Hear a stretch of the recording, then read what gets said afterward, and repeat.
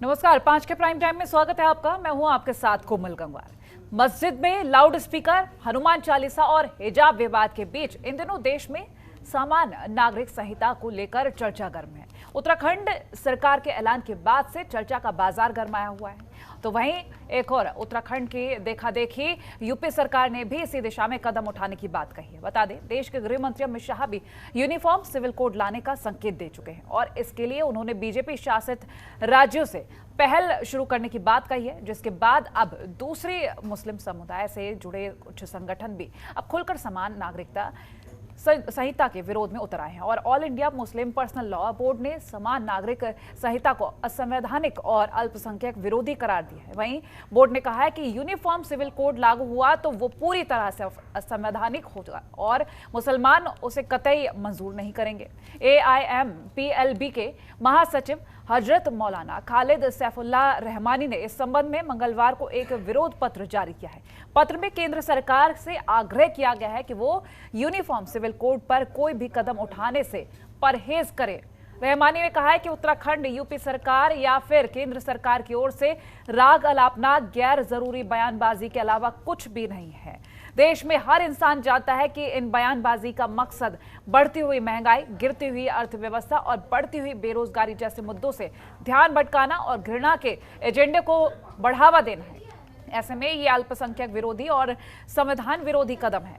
मौलाना ने कहा कि पर्सनल लॉ बोर्ड से देश को किसी भी प्रकार का नुकसान नहीं हो रहा है, बल्कि इस कारण से बहुसंख्यक और अल्पसंख्यक के बीच आपसी एकता, विश्वास बनाए रखने में मदद मिली है। गौरतलब है कि AIMPLB के महासचिव हजरत मौलाना खालिद सैफुल्लाह रहमानी का बयान ऐसे वक्त में आया है जब उत्तर प्रदेश से लेकर अलग अलग राज्यों में समान नागरिक संहिता को लेकर बयानबाजी हो रही है। हाल ही में गृह मंत्री अमित शाह ने भोपाल में समान नागरिक संहिता लागू करने की बात कही थी और यही कारण है कि मुस्लिम संगठनों ने इसके विरोध में आवाज उठाना शुरू कर दिया है। नहीं बन सकती इसके ऊपर में। देखिए मसला ये, देखिए आप सिविल लॉज के अंदर एक यूनिफॉर्मिटी ला सकते हैं, हमारे मुल्क में है सिविल लॉज, तो आप सहमति है। लेकिन आप देखिए ये मामला हर फैमिली से और हर समुदाय से और हर फैक्ट से अलग अलग जुड़ा हुआ है। हर आदमी को अपनी परंपरा से मोहब्बत होती है, अपनी ट्रेडिशन से मोहब्बत होती है, कोई छोड़ना नहीं चाहता है। तो क्या जरूरत है यूनिफॉर्म सिविल कोड की? सवाल ही पैदा होता है कि देश के अंदर बड़े बड़े समस्याएं मौजूद हैं, उनको आप छोड़ के यूनिफॉर्म सिविल कोड पे लग गए इसलिए कि आपको लगता है कि इससे डिविडेंड मिलेगा हमको। तो मैं ये कहना चाहता हूं, ये मसला मुसलमानों का है ही नहीं, ये मसला तमाम लोगों का है। हिंदुस्तान के सब लोगों से ये चीज जुड़ी हुई है, भारत से। और कोई भी यूनिफॉर्म सिविल कोड की कोशिश करने वाली चीज जो है वो धर्म के खिलाफ होगी, और ये सिर्फ एक धर्म के खिलाफ नहीं है, सब धर्मों के खिलाफ होगी, सब रीति रिवाज के खिलाफ होगी। देखिए, ऑल इंडिया शिया फैसला बोर्ड 2007 से खुल के इसकी मुखालिफत कर चुका है। अगर से आप पुराने पेपर्स देखिए, पुराने अखबारों की कटिंग देखिए जो मेरे पास मौजूद है, कि ऑल इंडिया शिया फैसला बोर्ड खुल के इसकी मुखालिफत कर चुका है 2007 से। और आज भी अगर आज ऑल इंडिया मुस्लिम फैसला बोर्ड ने इसका स्टैंड लिया है तो ऑल इंडिया शिया फैसला बोर्ड कॉमन सिविल कोड के इशू के ऊपर बिल्कुल उसी तरीके से ऑल इंडिया मुस्लिम फैसला बोर्ड के साथ है जैसे बाबरी मस्जिद के इशू के ऊपर ऑल इंडिया मुस्लिम फैसला बोर्ड के साथ रहा है। जहाँ तक के रह गई बात कॉमन सिविल कोड की इस वक्त क्या ज़रूरत है? इस वक्त हमारे देश की खूबसूरती, हमारे देश की ब्यूटी इसमें है कि यहाँ मुख्तलिफ मज़ाहिब के लोग रहते हैं। देखिए, हमारी सरकार जो है वो किसी भी तरीके की नकारात्मक चीज़ नहीं करेगी समाज के लिए। आज हम लगातार सबके साथ मिलकर, सबके प्रयास से समाज को आगे ले जाने की दिशा में तेज़ी से कदम उठा रहे हैं। और जो भी फैसले सरकार लेती है वो जनता के हित के लिए लेती है, जनता के भलाई के लिए लेती है। और ये भरोसा आम जनमानस में भी है कि हमारी सरकार अगर कोई फैसला लेती है तो उसका मतलब है कि जनता का हित चाहती है। इसीलिए हमारे हर फैसले में, हमारे हर गाइडलाइन का सपोर्ट आम जनमानस करता है। और हम एक संवाद स्थापित करके, सबसे बात करके कोई भी चीज़, किसी भी दिशा में कदम आगे बढ़ाते हैं। और समय समय पे जैसे जैसे समाज आगे बढ़ रहा है तो समाज की ज़रूरतों को देखते हुए हमको कई चीज़ें, नई चीज़ें लानी पड़ती हैं, कई पुरानी चीज़ें को और सुधार करना पड़ता है। हम पुरानी संस्कृति को साथ रखते हुए नई चीज़ों को भी समाहित करें, हमारा यही प्रयास है। हम इसी दिशा में आगे बढ़ रहे हैं। आखिर यूनिफॉर्म सिविल कोड से क्या दिक्कत, क्यों समानता पर मंजूरी नहीं, इन्हीं तमाम सवालों के साथ हम अपनी चर्चा की शुरुआत करेंगे। खास पैनल हमारे साथ जुड़ रहा है बीजेपी प्रवक्ता दीपक बघेल, हमारे साथ जुड़ रहे हैं मुस्लिम स्कॉलर अबू सैयद, दिलावर सिद्दीकी हमारे साथ जुड़ चुके हैं। दोनों का ही स्वागत है जनतंत्र टीवी पर। और सबसे पहला सवाल अबू जी मेरा आपसे ही रहेगा, आखिर समानता से ऐतराज क्यों हो? यूनिफॉर्म सिविल कोड में क्या दिक्कत है?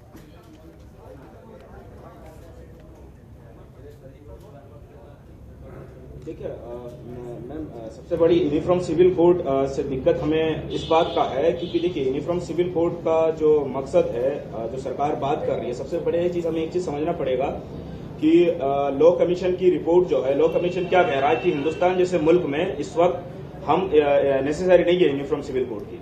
दूसरी बात यह है कि ये सब जानते हैं कि डायरेक्टिव प्रिंसिपल से फंडामेंटल राइट्स अबव है, और जब फंडामेंटल राइट्स अबव है तो यूनिफॉर्म सिविल कोड के जरिए आर्टिकल 29 की वायलेशन होगा। आर्टिकल 29 की वायलेशन ये इस जरिए होगा क्योंकि जब एक यूनिफॉर्म समान कानून लाएंगे, लोगों का अलग अलग कल्चर है, लोगों का माइनॉरिटीज का अलग कल्चर है, ट्राइबल्स का अलग कल्चर है, उस कल्चर की जब आप उस कल्चर को खत्म करने की कोशिश करेंगे जब कॉमन लॉ लाके, तो इससे ये होगा कि आर्टिकल 29 का वायलेशन होगा, और आर्टिकल 29 का वायलेशन मतलब फंडामेंटल राइट्स का वायलेशन होगा।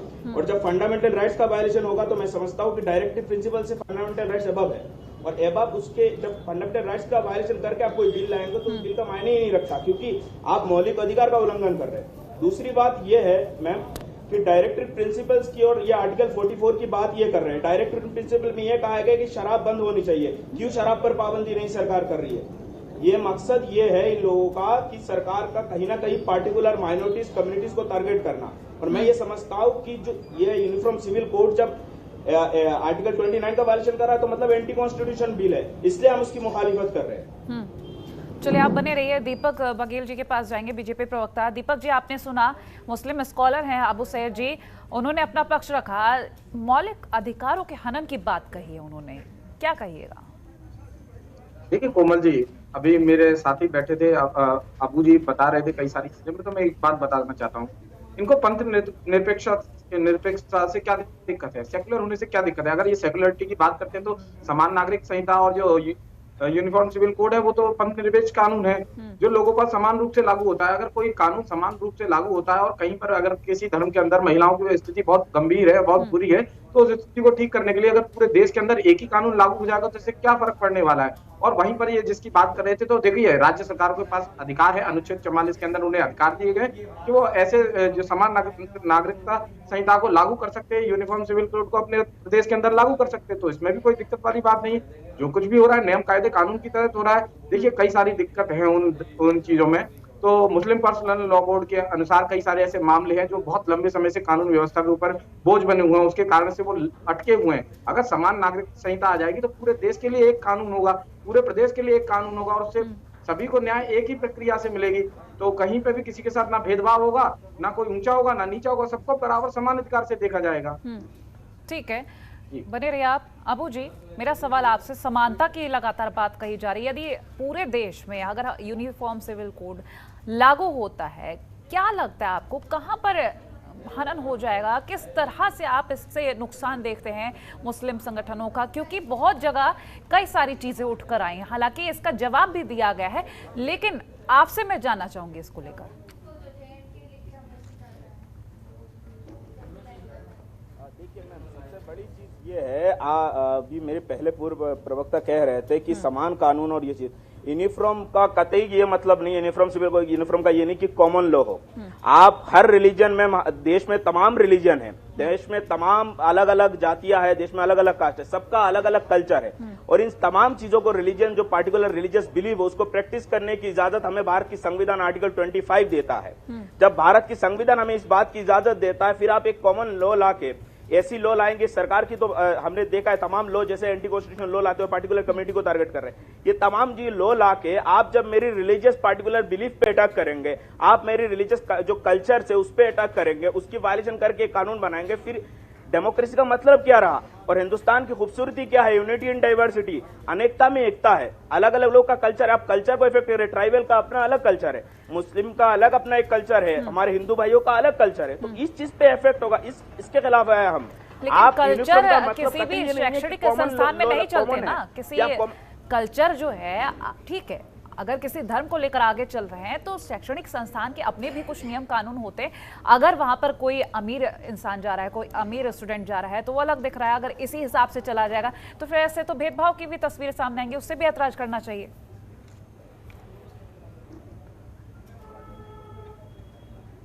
मैम, अमीर और गरीब की बात अलग है।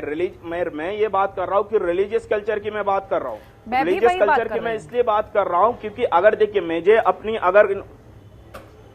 मैं रिलीजियस की बात इसलिए कर रहा हूँ मैम, इसलिए देखिए क्योंकि हमारी क्या है, अगर हमारी पार्टिकुलर, अगर मैं मुस्लिम, मुझे कुछ अपनी मेरी रिलीजियस बिलीव है, अगर इन्होंने कॉमन लॉ ला के बोल दीजिए कि जैसे हम लोग कोई चीज एक फॉलो करते पार्टिकुलर हमारे रिलीजियस पे, शादी में कुछ एक पार्टिकुलर इस्लामिक लॉ है जो मुझे संविधान इजाजत देता है उसको फॉलो करने की, आप एक कॉमन लॉ लाएंगे या किसी और पार्टिकुलर कम्युनिटी के लिए उसका एक रिलीजियस बिलीव है या कोई उसका कल्चर है, अब उस लॉ को जब हटा के आप पार्टिकुलर एक लॉ लाएंगे, और वो क्या लॉ लाएंगे सरकार की मानसिकता पे डिपेंड करता है, क्योंकि सरकार की मानसिकता हमेशा से ये है कि पार्टिकुलर जो माइनॉरिटीज है उनको टारगेट करना, चाहे हमने सीए एनआरसी के बिल हो या ट्रिपल तलाक के बिल हो या किसान आंदोलन में बिल हो, जितना भी बिल आए सरकार ने हमेशा से पार्टिकुलर एक कम्युनिटी को टारगेट करने की कोशिश किया है, पार्टिकुलर तबके को करने की कोशिश क्यों लगता है आपने और ट्रिपल दूसरी तलाक का बात नाम ये है लिया, जब क्यों लॉ लगता है आपको कि कमीशन एक कह रहा है कि पर्टिकुलर कम्युनिटी हिंदुस्तान को जैसे मुल्क टारगेट में, किया जाता है? आप ट्रिपल तलाक का नाम ले रहे हैं, खुद ही मुस्लिम महिलाएं तारीफ करती हैं इस डिसीजन को लेकर, आप इस चीज को क्यों उछाल रहे हैं?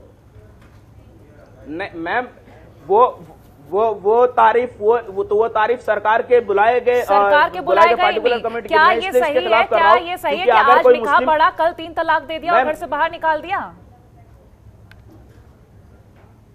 मैम सुनिए, उस बिल पे कंपेंसेशन की बात की गई है, मुझे ये बताइए, जब उसका हस्बैंड को आप जेल भेज देंगे, उस तीन साल की सजा देंगे, उस 3 साल में उस औरत की देखभाल कौन करेगा? क्या उस पे कंपेंसेशन सरकार देगी? क्या सरकार ने कोई कंपेंसेशन की बात की उस बिल पे? तो वैसे भी कोई नहीं करने वाला। अबू जी,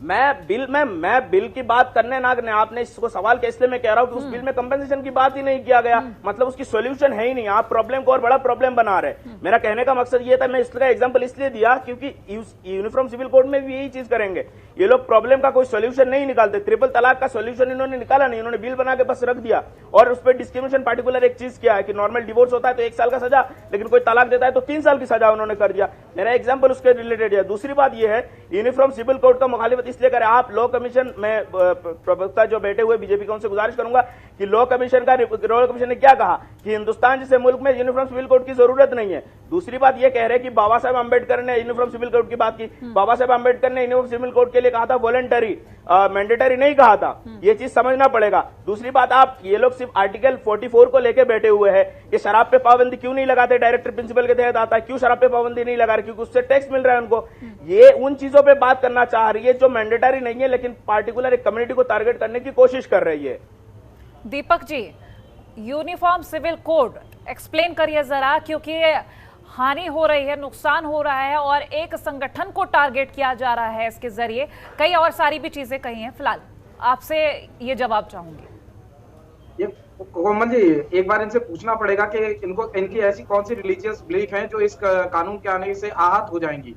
एक बार इनसे ये सवाल भी पूछना पड़ेगा। अभी इन्होंने बाबा साहब अंबेडकर का नाम लिया तो उन्होंने उस समय पे कहा था हाँ ये वांछनीय है, पर इसके साथ में इन्होंने ये भी बोला था कि फिलहाल ये स्वैच्छिक रखा जाए, क्योंकि फिलहाल के लिए बात करी गई थी, 75 वर्षों के लिए नहीं कही गई थी। आज 75 वर्ष हो चुके उस बात को। आज देश के अंदर कई सारी परिस्थितियां बदली है। मैं आपको एक हाईकोर्ट के जस्टिस है केरल के, उन्होंने बयान दिया था अपना, मैं उसको कोट कर रहा हूं। बी के मिश्र पाशा जी ने कहा था कि मुस्लिम महिलाओं को समानता का अधिकार नहीं देता है ये कानून, इनका मुस्लिम पर्सनल लॉ बोर्ड का। तो ये सारी चीजें बदलाव आई हैं। अब मैं बताता हूँ उनको तकलीफ क्या है, इनकी कौन सी रिलीजियस बिलीफ है जो आहत हो जाएंगी। ये 9 वर्ष की आयु में शादी करना चाहते हैं, ये महिलाओं को तलाक देना चाहते हैं, उसके बाद उनका कोई भी जीवन यापन नहीं करना चाहते। ये हमने सावानू के केस में भी देखा था। उसके बाद में इन्होंने देखा कि ये शरीयत के हिसाब से अपने प्रॉपर्टी का बंटवारा करना चाहते हैं, जिसमें महिलाओं को अधिकार नहीं दिया जाएगा। अगर वो शादी करके चली जाती है तो उनको भी अधिकार उनकी प्रॉपर्टी में नहीं होगा। ये सही कई सारे परिवर्तन है जो चाहते हैं। तो कहीं ना कहीं भारतीय जनता पार्टी की सरकार उन महिलाओं को ताकत देना चाहती है और पूरे देश के अंदर और प्रदेश के अंदर एक कानून होगा तो सभी को बराबर न्याय मिलेगा। ऐसा नहीं कि किसी एक को न्याय मिल गया और दूसरा उस न्याय से वंचित रह गया। तो ये भारतीय जनता पार्टी की सरकार नहीं चाहती। अगर इनको इस बात से कोई तकलीफ है तो बताए कि इनकी ऐसी कौन सी रिलीजियस बिलीफ है जिनको हमने तोड़ा है या उससे परेशानी है। दीपक जी ये कह रहे हैं कि सिर्फ एक संगठन को टारगेट किया जाता है और पर्टिकुलर परेशान करने के लिए ये सब चीजें लाई जाती हैं। कभी सोल्यूशन नहीं निकाला जाता है, चाहे वो ट्रिपल तलाक हो या फिर आज यूनिफॉर्म सिविल कोड हो। देखिए कोमल जी, लगातार भारतीय जनता पार्टी किसी भी एक जाति मत धर्म पंथ के लोगों को टारगेट करके काम नहीं करती। भारतीय जनता पार्टी सभी के लिए काम कर रही है, किसी भी जाति धर्म के खिलाफ हमने काम नहीं किया। हम सबको साथ लेकर काम करने वाले हैं। हमने तो शुरू से ही कहा था सबका साथ सबका विकास के नारे के साथ में चल रहे हैं और सबके प्रयास के साथ में चल रहे हैं। परंतु आप देखिए कि हर चीज को अपने ऊपर टारगेट करके क्यों ले जाते हैं। क्या उसके अंदर हिंदू दंड संहिता नहीं आएगी? उनका भी तो आएगा। उसके साथ में पारसियों का भी होता है, वो भी तो आएंगे। सिख भी होते हैं, जैन भी, बौद्ध होते हैं। सबके लिए एक ही होगा, किसी के लिए अलग नहीं होगा। किसी के जायदाद के बंटवारे अलग से नहीं होंगे, किसी के बच्चों को रखने की जो जायदाद होगी वो अलग से नहीं होगी, किसी के जो शादियां हैं वो अलग से नहीं होंगी। ये सारी चीजें एक ही कानून के अंतर्गत आएंगी। तो ये ऐसा नहीं कि हमने किसी एक को टारगेट करके लिया, हमने तो सबके लिए किया। परंतु समस्या उन लोगों को होने वाली है जो उसमें गलत मतलब निकाल के चल रहे हैं। अगर इनकी ऐसी कोई रिलीजियस बिलीफ है, अगर उसमें कोई कष्ट आ रहा है तो उसको सबके सामने रखिए, फिर उस पर समाधान भी होगा। परंतु दिक्कत तो वही है ना कि 3 बीवियां रखना चाहते हैं। दिक्कत यह है कि बीवियों को तलाक देना चाहते हैं। दिक्कत यह है कि 9 वर्ष की आयु की महिला से शादी करना चाहते हैं। दिक्कत यह है कि उनको अपनी प्रॉपर्टी में अधिकार नहीं देना चाहते हैं। दिक्कत यह है कि उन महिलाओं को ये तलाक देने के बाद में उनको किसी प्रकार का भरण पोषण भत्ता नहीं देना चाहते। ये तक समस्या है, इसलिए इनको लग रहा है कि ये टारगेट किए जा रहे हैं। अबू जी क्या कहेंगे, बोलिए। सबसे पहले मेरे जो प्रवक्ता स्पीकर साथ में बैठे हुए, मैं उनसे गुजारिश करूंगा कि आप थोड़ा इस्लाम की जो औरती की हिस्से और प्रॉपर्टी की बात कर, उस पर थोड़ा आप डीपली पढ़िए।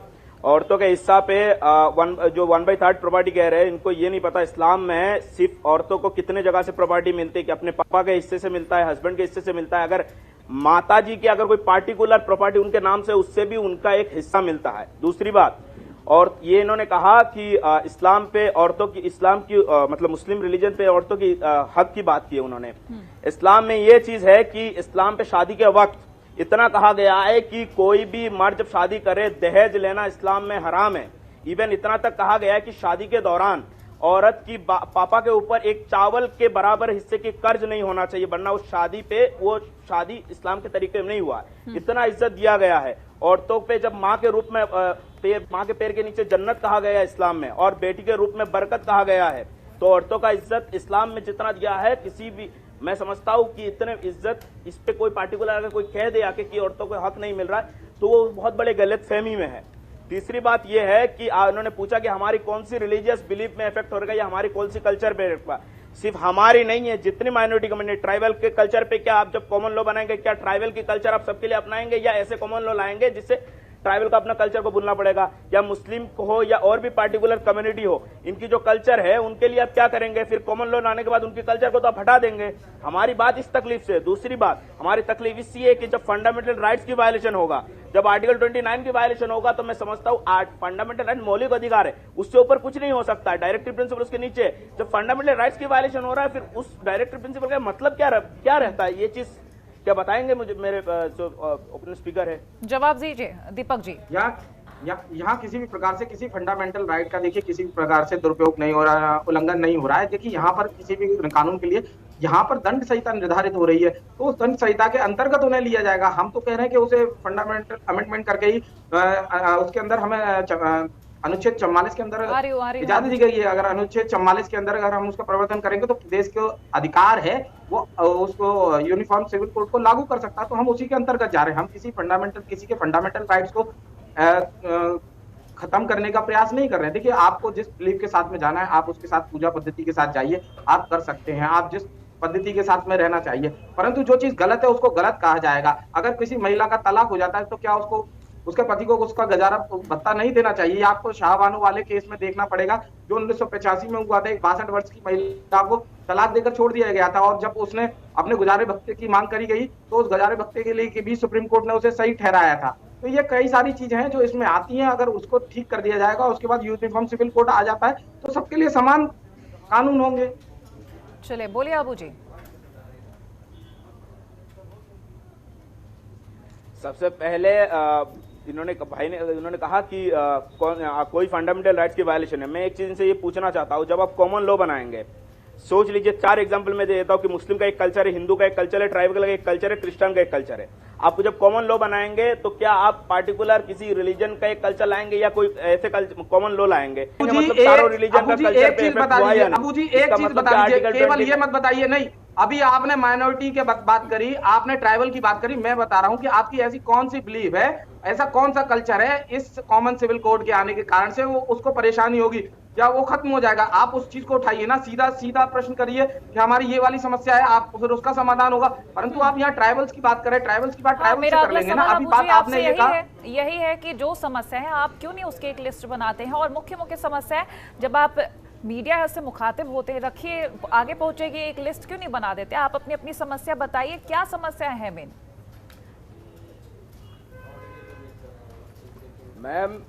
मैम सबसे बड़ी ये चीज है, आप सबसे पहली अगर मैं एज ए मुस्लिम अपनी बात करूं तो मेरी रिलीजियस बिलीफ प्रैक्टिस करने का 25 अधिकार देता है। अब मेरी रिलीजियस बिलीफ में कुछ मेरी, अगर सोच लिए एग्जांपल के तौर पे, अगर मैं हम लोग अगर देखते हैं कि शादी के फॉर एग्जांपल अगर शादी की रिवायत देखते हैं हम, तो शादी के रिवायत में क्या होती है कि शादी के रिवायत में हमारे कुछ इस्लामिक कल्चर जो हमें संविधान फॉलो करने का इजाजत देता है, वैसे ही सबका अलग अलग कल्चर है, वो कल्चर बताइए ना, वो कल्चर आप उस कल्चर में कॉमन। चलिए जवाब पूरा हो, या तो आप मुझे बोलने दे दीजिए या आप का जवाब सुन लेते हैं, फिर दीपक जी आती हूँ आपके पास, बोलिए। देखिए मैम, जैसे मेरे शादी में कोई मेरे शादी का एक रिवाज है, इस्लामिक तरीके से कोई शादी का कोई एक रिवाज है कि इस तरीके से करना है, ये है, इतना मेहर है, जो भी एक सुन्नत रसूल है, ये तमाम एक रिवाज है। अब आपने जब सोच लीजिए, आप एक ने ला लिया कॉमन लॉ, या किसी और पार्टिकुलर भी कम्युनिटी का एक रिवाज हो सकता है अलग अलग, जब आप कॉमन लॉ लाएंगे तो फिर वो मैं अपनी वो इस्लामिक जो रिवाज है या मेरा जो तरीका है वो चीज को मैं फॉलो नहीं कर पाऊंगा। फिर क्या होगा कि मेरी जो रिलीजियस बिलीफ है कहीं ना कहीं उससे मेरा एक आहत पहुंचेगा, उसका कोई ना कोई एक उल्लंघन होगा। तो इससे क्या होगा, मैं अपना जो रिलीजियस, जो संविधान ने मुझे फ्रीडम दिया रिलीजियस का प्रैक्टिस करने का, उस चीज को मैं फॉलो नहीं कर पा रहा हूं। तो इसका मतलब कहीं ना कहीं मेरी जो धर्म की फॉलो करने का जो अधिकार है, आर्टिकल 25 जो फ्रीडम ऑफ रिलीजन, कहीं ना कहीं उसकी वायलेशन हो रही है। तो मेरा कहने का मकसद ये, इससे और रिलीजन का भी अलग अलग होगा कल्चर, उनका भी वायलेशन होगा। मैं ये कतई नहीं कह रहा हूँ कि लेकिन और रिलीजन के लोग क्यों नहीं सामने आ रहे हैं? के लिए होगा, बल्कि और भी माइनॉरिटी कम्युनिटी को होगा। सिर्फ आप ही की तरफ से क्यों इतनी दिक्कत? देखिए सबसे बड़ी चीज ये है मैम, क्योंकि यूनिफॉर्म सिविल कोड जिस तरह से बीजेपी गवर्नमेंट लोगों के पास पहुंचा रही है, बहुत डिप्लोमेटिक वे से पहुंचा रही है। लोगों को जब समझ आएगा धीरे धीरे, जैसे लोगों को स्टार्टिंग में उन्होंने किसान बिल लाते वक्त समझाया बेनिफिट और चीज, लेकिन बाद में धीरे लोगों को समझ में आया। तो ऐसे ही ये चीज भी, ये बिल भी लोगों को धीरे धीरे समझ में आएगा। तमाम पार्टिकुलर कमेटी आएगी, ट्राइबल भी हो या और भी जो पिछड़े समाज हो, उनको भी समझ, जब उनके कल्चर की बात आएगी उनके पास, जब उस मैसेज को पहुंचेगा लोग आएंगे। लेकिन मुस्लिम समाज इसलिए आ रही है क्योंकि हमेशा से ये सरकार पार्टिकुलरली टारगेट मुस्लिम कम्युनिटी को करती है, इसलिए मुस्लिम समाज इस चीज को टारगेट करेगी मुसलमान को। थोड़ा सा सोच में बदलाव की जरूरत है, थोड़ी से बदलाव की जरूरत है, क्योंकि ना हमेशा से ये सोच बनाना कि मुस्लिम समुदाय से दिक्कत है, ये बहुत बड़ी गलतफहमी है, इसको थोड़ा सा सुधारिए। बाकी जो दिक्कतें हैं वो आगे पहुंचाइए सरकार तक, और ऐसा नहीं है कि वो दिक्कतें नहीं सुलझाई जाएंगी। मैम मुझे इसलिए दिक्कत है मैम मुझे इसलिए, हमें इसलिए लगता है क्योंकि हमें मुस्लिम को टारगेट इसलिए किया जा रहा है। मैम अगर आप बीजेपी की सरकार आने के बाद आप उनकी एक्शन को देख लीजिए तो आप इस चीज को समझ जाएंगे। आप एक प्रेग्नेंट औरत को जेल में भेज दिया जाता है सिर्फ सीए के खिलाफ प्रोटेस्ट करने से। इसके बाद एक बंदा जब कहता है कि हम मोहब्बत की, नफरत की जवाब मोहब्बत से देंगे, उसके लिए उसको जेल भेज दिया जाता है। मगर ओपनली मुसलमानों की औरतों को बलात्कार करने के लिए, इसके बाद मुसलमान का कत्लेआम करने के लिए उनके लिए कोई सरकार खामोश रहती है। तो हमें इस बात से लगता है मैम कि हमारी जब मुस्लिम औरतों की तस्वीर बेचा जाता है सुन्नीटीज और बुल्लीटीज के नाम, बिल्कुल ऐसा ही हो रहा है जैसा ये कह रहे हैं, क्योंकि लगातार सिर्फ मुस्लिम समुदाय को ही दिक्कत होती है और अभी भी वो यही कह रहे हैं, उन्हें टारगेट किया जाता है। आखिर अन्य धर्म के लोग क्यों नहीं सामने आते, उन्हें क्यों कोई दिक्कत नहीं होती है? क्या वाकई में टारगेट किया जा रहा है?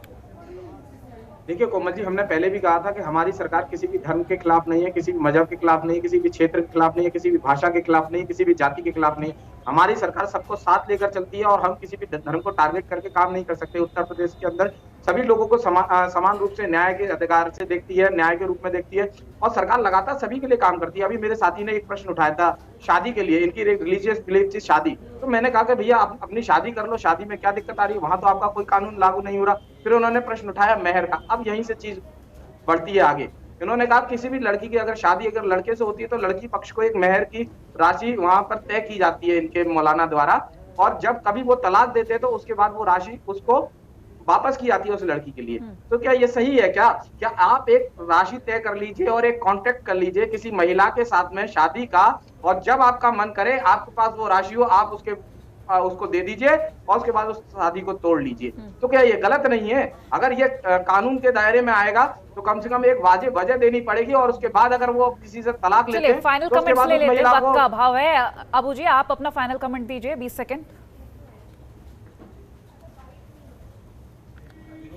देखिए मैम, सबसे पहले इन्होंने कहा कि जो शादी की बात की कॉन्ट्रैक्ट है, सबसे पहली बात ये चीज समझना पड़ेगा, जब शादी होती है तो कॉन्ट्रैक्ट दोनों तरफ से, लड़की भी अपनी जो चीज उसकी पॉइंट रखनी है, मतलब जो चीज अपनी उसकी डिमांड है वो चीज उस पर रख सकती है, लड़का भी रख सकता है। दूसरी बात, तलाक का एक नियम है, तलाक का इस तरह से नहीं है कि कोई मतलब एकदम इंस्टेंट वो दे देगा या कोई भी जबरदस्ती जाके तलाक, उसका भी एक रूल्स एंड रेगुलेशन में इस्लाम में। दूसरी बात ये, तीसरी बात ये है, ये बात कर रहे मुस्लिम इक्वलिटी और औरतों के लिए बात कर रहे हैं, ट्रिपल तलाक में कंपेंसेशन की बात क्यों नहीं की? इनकी सरकार क्यों कंपेंसेशन नहीं दे रही? उस बिल में कंपेंसेशन की बात क्यों नहीं की? अगर इतनी मुस्लिम औरतों के फिगर होता तो कंपेंसेशन की बात क्यों नहीं की? आप तो हस्बैंड को एक तलाक के जरिए आप जेल भेज दे रहे हैं 3 साल के लिए, लेकिन उस 3 साल में उस औरतों का देखभाल कौन करेगा? 10 सेकंड में दीपक जी आपका फाइनल कमेंट दे दीजिए। कंपेंसेशन की कोई बात करे ना, हस्बैंड से कंपेंसेशन दिला रहे। ठीक है, देखिए कोमल जी, लगातार भारतीय जनता पार्टी की सरकार लगातार इस प्रकार के नियम बनाती है जिसको सभी से लाभ हो। 3 ट्रिपल तलाक से कई मुस्लिम महिलाओं को वहां पर अधिकार मिला हुआ है, उससे ताकतवर हुई है। आज तलाक के मामले कम आ रहे हैं, जो पहले एक बार कहीं पे भी 3 बार तलाक कहने से वो तलाक हो जाते थे, आज उस तरह की कमी आ रही है। और अगर कोई ऐसा करता है तो उसके खिलाफ कानून बनाया गया है। चलिए बहुत शुक्रिया आप दोनों का हमारे साथ चर्चा का हिस्सा बनने के लिए। ऐसे में जरूरत है कि दोनों की तरफ से एक समझदारी वाले कदम उठाए जाए, क्योंकि ऐसे में अगर हम बताएं मुस्लिम समुदाय को लेकर, तो मुस्लिम समुदाय को थोड़ी सी तो सोच बदलनी होगी कि उनको टारगेट किया जा रहा है स्पेशली, और सरकार की तरफ से दिक्कतें भी सुननी होंगी ताकि उनको सुलझाया जाए, ताकि इस तरह की शिकायतें सामने ना आ सके। फिलहाल इसी के साथ हमारी इस खास चर्चा में इतना ही। देखते रहिए जनतंत्र टीवी। नमस्कार। खबरों के निष्पक्ष विश्लेषण के लिए सब्सक्राइब करें Jantantra TV and press the bell icon. Never miss any update.